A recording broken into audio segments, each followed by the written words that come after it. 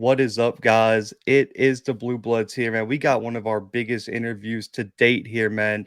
Was a first team FCS All-American selection last year, first team All-SWAC selection, was a first team FCS preseason selection in our publication this season, was one of the top tight ends in the country, not just at the FCS level, but in college football. We got my guy Kemari Averett here with us, man. Kemari, appreciate you coming on the show.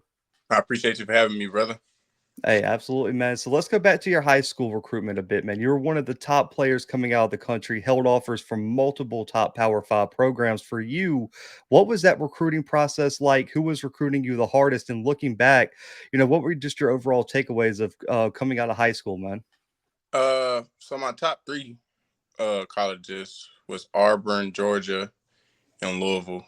At the time, I really didn't know about, I wasn't really big coming up with the scholarships and stuff with football until Louisville offered me first. That was my first scholarship offer. And I kind of stuck with Louisville because, they was consistent with everything. Coach Galloway was my recruiting coordinator over there at Louisville. And he just, he kept it consistent. And no other coach did that. Auburn and Georgia, they came in when they offered me, but then they came, they coming here and there. But Louisville was, consistent with the contact. What else did you say? Oh, just looking back, what was the overall process like for you? Just looking back now as a senior. I mean, it was a good process, honestly. Like I said, at first, I wasn't kind of like a big recruit, and then once Louisville offered me, and then it was just all she wrote from there.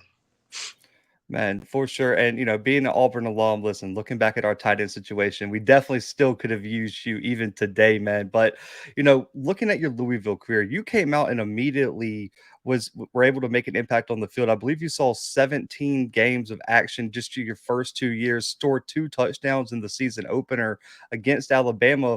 What were the keys for you to make an instant impact as a freshman at Louisville? Man, so I never sat on the bench. So I didn't plan on sitting on the bench there, and I'm quite sure that's why they brought me in to not sit on the bench. The first couple of games was kind of tough because I sat on the bench. It was kind of tough, man. So I got my feet wet during Murray State. We played, I think, Murray State and Kentucky State, the small schools. So I got a chance to see how I feel, and it actually felt great, man. So I'm just like, bro, I got to find a way to get on the field. Then weeks later, Boston College, I get in on our little tight end package they had for me, and fourth down and 1, Lamar threw me the ball. I ended up scoring a touchdown, and I didn't get in after that. But I'm just like, dang, I don't know, Bobby Petrino, man, great coach, crazy guy. So, anyways, later on that season, after the 6-7 game, I just started playing. I was the other starting tight end. And that was a great experience. So coming to my sophomore year, I knew exactly what to do. I knew how I was already comfortable from playing as a true freshman. So by my sophomore year, I already had it figured out. Hey, man, and I think the stats reflect that. But you decided to transfer out of Louisville, man. Real quick, before we get into your commitment to Bethune-Cookman, what were there any differences in your high school recruiting process compared to the transfer portal? And if there were, what were they? Yeah, I never talked to an HBCU school coming out of high school. And then coming from Louisville, I talked to a lot of HBCU schools. Hey, I mean, and it paid off. And you mentioned everyone knows you committed to Bethune-Cookman. What was it about that program? What was their recruiting pitch to you? What was it about the campus, the coaching staff? What led you to take your talents to Bethune-Cookman? Same deal with Louisville. So they got a recruiting coordinator here. Well, he's the wide receiver coach as well. Chad Lucas actually reached out to me. He pretty much stayed consistent, and I was just like, a lot of schools have passed up on me because of the situation that happened at Louisville, like the Power Fives. And when I talked to Bethune, they was pretty much consistent. And I'm kind of big on loyalty. So it really led me here because at first I only heard about the band when I first was coming here. And it was just like, I don't really care about the band. I'm trying to play football. So I came down here 7 minutes away from the beach. And it's just it's just a vibe down here, man. And I know every single fan of Bethune-Cookman is glad they had you, man, and that's where I want to go to next. Last season, you exploded onto the scene, man. I mean, from week 1 on, I believe you had 0 games with less than 2 catches. You had a touchdown in all but 2 games. I mean, a dominant season. How much did it mean to you to be named a first-team SWAC All-American in your first season at Bethune-Cookman? That was great, and I really think I deserved it because, like you said, from day in and day out, week in and week out, man, I was putting in the work and I was really committed. That was my first season back in 2 years, and I was just like, man, something got to give. And I ain't gonna say the best season because this season will be my best season of college football, but I had a great run last year, and pretty much I'm gonna have a greater season this year. I have no doubt. I have no doubt. And one of the interesting things, a lot of people, and I know I've talked about this with some other FCS analysts, man, for you to put up the stats with the quarterback changes that you guys went through last year, looking back, did the quarterback change impact your game at all? Or how were you guys able to adjust on the fly with, Shannon going in one game and then he's coming out the next? I mean, how did you handle that throughout the season? So the quarterback situation, don't get me wrong, it was kind of tough, like catching Shannon balls and then adjusting to Devin Black balls. But being a football player, the quarterback don't make you; you make the quarterback. So it was I adjusted like very quick, and once they kept doing it, I'm just like, hey, it's football now. Hey, and when with you, man, if you're open in college, those quarterbacks can hit a big open target like you, man. So it definitely you definitely made your most of it. But head coach Terry Sims, man, is the lead guy for Bethune-Cookman, face of the program for you. What is he like behind the scenes? What's your relationship like with him, and why is he the guy that Bethune-Cookman thinks can lead them to the SWAC championship this year? Coach Sims is probably one of the best coaches. He is the best, one of the best coaches I have played for. Our relationship, I can come talk to Coach Sims about anything. I never had that with no coach. I can literally call Coach Sims and we can have a heart-to-heart conversation. I wouldn't say he's like a dad, but he's like an uncle that I never had probably. He's also a leader, man, and he keeps it blunt with you, like every coach should. He's going to tell you when you're on and he's going to tell you when you're off. Um, Coach Sims is a guy that will lead us with the team that he just put together this season, off season. Like, we ain't really too flashy with ours, but I just want you to know that we got something, and it's going to be a shot for the SWAC. Hey, I like it. I know he said the same thing with his interview a few weeks ago with Scotty on All Script. And looking at your game, man, we know that team goals always come before personal goals, but as players, everyone has those goals in the back of their mind. This is your final season. You've been identified as a top NFL prospect out of the FCS. What are your goals for your final season in 2022? I want to be the best leader I can be for my team. I want to be the best tight end. I'm going to be the best tight end in the FCS and in the nation. I stand on that. And I just want to, like, have the best season I can. Like, just have the best season I can possibly have. Hey, and I think that one goal has already been accomplished, man. I think if there's any debate, it's probably put to rest after last season. The best tight in the FCS is there. That you could probably check that one off. But the senior answer, man, the first game is the most important. You guys got some big games on the schedule. The Jackson State game getting moved to Jacksonville. There's a lot of big news with y'all schedule. Is there a game on the schedule that you guys have circled that you're looking forward to just a little bit more than some of the other ones? I want to really say it, but I told Jackson State that is going to be a game. For me personally, that's the game that I need to get my get back at. Last season didn't go too well, but next season, this upcoming season, it's up. And both quarterbacks from last season in Black and Shannon have graduated. Jalen Jones comes in. You guys land Walter Simmons from ECU, which I'm really excited about him coming to the program. Return a few other guys. Have you been in contact with any of the new quarterbacks coming in? And how important is it for you guys to build chemistry? And how have y'all been doing that over this offseason? So we reported back on Sunday. Next day, we out there, all of us together, man. Everybody. Each quarterback we got, from the walk-on quarterback to the scholarship quarterbacks, receivers, tight ends, running backs, we out there grinding. Hey, I like to hear it, man. It's going to be a scary combination. I'm excited to see it. And I really like looking at how players have evolved over time, man. We know each game, each week, each season, you get a little bit better. How has your game evolved from that true freshman year at Louisville to the guy I'm talking to now, multiple time FCS All-American? How have you evolved throughout these last 4 or 5 years? Yeah, so coming fresh out of high school, becoming a true freshman, I really didn't know the game of football. Like at some point, I used to didn't look like a great football player because I didn't know football. You got to know coverages, fronts, concepts, what you got. Like you should know everything on the field. And from my freshman year to now, that's something I have truly picked up and got a better understanding. Hey, I know that's a big thing, man. I know a lot of players come on here and talk about how the film study from high school to college is just a whole different world, man. I mean, you got to watch it 5, 6 days a week, but NFL comparisons, man, are huge, especially for yourself, who's one of the top prospects coming out of FCS.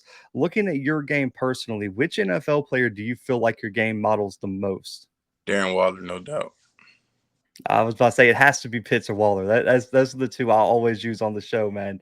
And for you looking at your game, how for you, do you feel like you have a little bit of advantage over a more prototypical tight end because of the NFL going to more of like a spread type system with longer, more athletic tight ends? Most definitely. Hey man, I love it. But everyone's got their pregame routine, man. Listen, even as an O lineman for myself, I was very superstitious. I had to have everything to a T before game day. For you, what is your pregame routine like on Saturdays? All right, so I'm really not a superstitious guy, man. I wake up 5:30 in the morning, I get my prayer on, head back to sleep, lock in with some music or motivational speeches. The motivational speeches, man, they just give me like they fill up my fire, man. Inky Johnson, that's a great guy with motivational speaking. So we eat breakfast and everything. And after that, man, it's really like game time be dang near there. Go back to your room if you got a late game and it just be time, man. Like I go over some more plays, like with me and the quarterback, me and Shannon used to actually do it. I sit in his room, like we'll watch film the whole week, but the game day as well. Like when we ain't watching film together as a team, like before the game, we just go back over. Oh, this going to be open. Remember this, remember that, and that's just how I prepare for. Hey man, that it definitely worked, and I know there's a lot of DBs and linebackers who are hearing this question, remembering back when you got one up on them last season. But what's the number one mistake a defensive back can make against you one on one? I would say thinking he could jump with me, or trying to tackle trying to hit me up high. It's not going to work.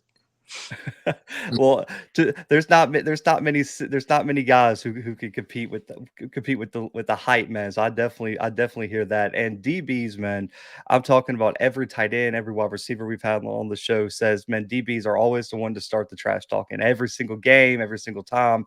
For you, how big of a trash talker are you during the game? It just depends on what game we in. Sometimes I ain't gonna lie, just like I play the game aggressive. I like this season was kind of a mad year, so I really didn't do too much talking. Like I just rather hit you in hit you in your mouth, and then let's see how long you'll be trash talking.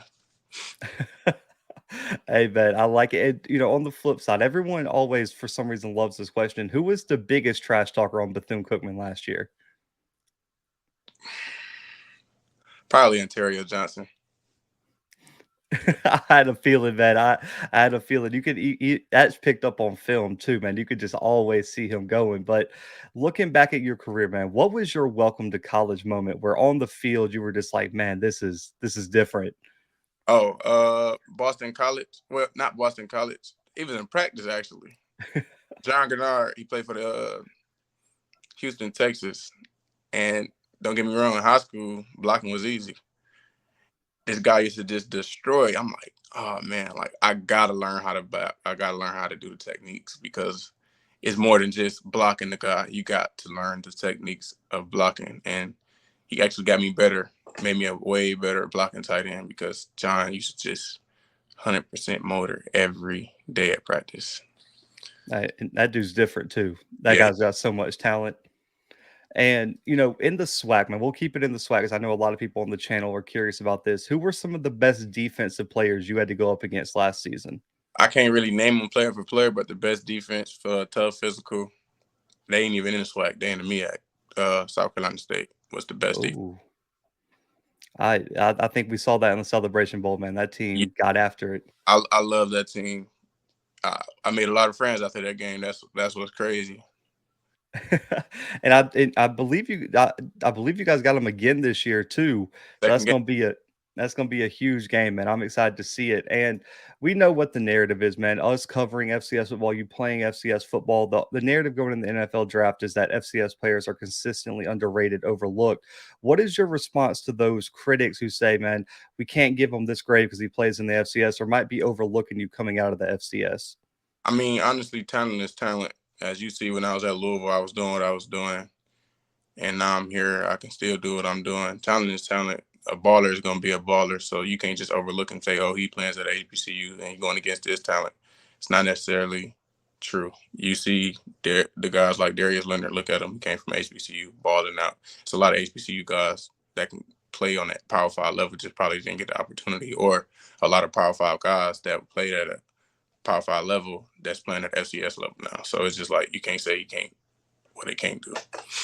Hey, 1,000%, man. I think this year is going to be a big year for the FCS and HBCU football in the NFL draft. And, despite all the accolades, man, despite all the praise you get off the field, what keeps you motivated year in, year out, game in, game out? My little boy Elijah Ali Averett. Yes, sir. Hey man, I like it. I like it. And final question here, man. And this is a big one because I'm sure going to be asked this after the season. I'm expecting you at the Senior Bowl, man. I know Jim Nagy. I said that this guy's got to be there. There's no question. If an NFL franchise asks you what they're going to get in Kemari Averett if they draft you next April, what do you tell them? You're going to get a kid who never really had nothing, who have been through adversity, a hardworking kid who never give up. Like I still see little stuff on the internet where they try to drag my name, but it's just like I'm a guy who really come from nothing. So it's like I done went through the worst. So my hard work and my dedication, you'll get a hardworking kid. Hey, I'm excited, man. I'm expecting to hear your name, guys. This was an honor, man, Kamar, to have you on the show. But it's always support the players here, man. So let everyone know where they can find you on social media, contact you for NIL deals, any shout outs, messages you want to give, man. This time is yours. Oh man, y'all know. Add me on Instagram at hardbody_hardbody1K. Twitter, solid_Mari. Shout out all the dogs at Bethune-Cookman, man. Hey, I like it. I know that 1,000-yard mark is going to be a big one this year, man. Going to finally get that. And guys, man, Kemari was our cover athlete for our FCS preseason All-American list, first team tight end. Like I said, man, make sure to follow his journey this season and to the NFL draft next year, man. Guaranteed to hear his name called next April, man. The best tight end in the FCS right now, guys. But for Kemari, for myself, and for the Blue Bloods guys, we are out for right now.